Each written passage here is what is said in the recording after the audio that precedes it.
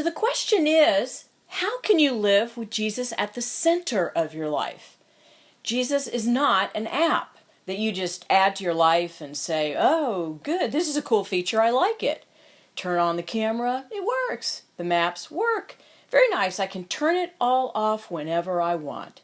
Jesus is not an app. He's Lord at the center. He's the OS. Some of you out there are the super saints, but most of us are just regular folks. We want to live extraordinary lives as ordinary people and make great impact for Jesus Christ over the course of our life. So how do you do that? Well, just ask yourself 5 things and say, how well am I doing at these? Lord, help me to be intentional. You know, in Cru and in different Christian ministries and exceptional churches, all of these 5 things are pre-packaged together for you, and you just kind of walk in and go, oh, this is cool. And then after you leave and go back out, you forget what you were given. So here's what you need. The first thing you need is a kingdom vision or a visionary context. What is a kingdom vision? Well, it just means that I am hooking my life into something bigger than me.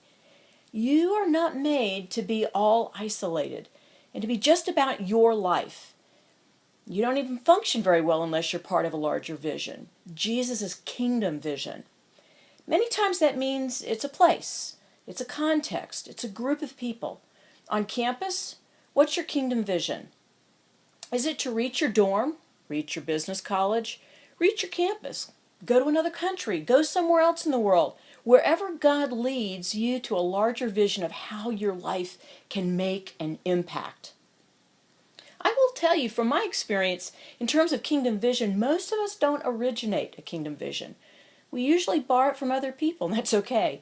When you came on campus, did you have a big passion and vision to reach your campus? No. But you acquired it because you rubbed up against people that did have a vision and did have a passion. Exposure cultivates compassion and it stirs up vision. That's kingdom vision. The second thing you need is a team. That's a small group of people to help you go after your kingdom vision. Trustworthy buddies who you connect with locally or virtually. This is the secret to the Chinese church. The reason why it has multiplied so well, it's because they hang out with their buddies. They don't just go and do events and programs and activities. They actually fellowship together and then learn together over time.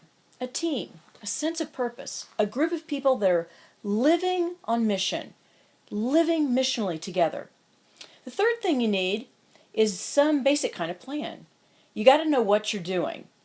This is the secret of Stent. This is why you can take an ordinary brand new group of believers and fling them halfway across the world into Siberia or the edge of the Gobi Desert, and they can do so well because they are with a group of people, and a group is much more resilient than individuals are. We give them a basic plan and say, hey, we can't answer all your questions, but we can give you a basic idea of where to go, what to do. If you graduate from college and you don't have a group of people that you are running with, then you probably don't have a plan and nobody to help you think it through. If you have some steps on how you can make a difference, you will. If you don't have any plan, you will drift, and the statistics prove it. The fourth thing is ongoing equipping.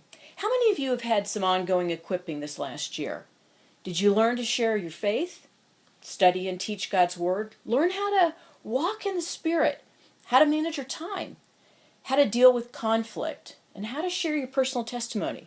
Well, the purpose of ongoing equipping is to give you hope.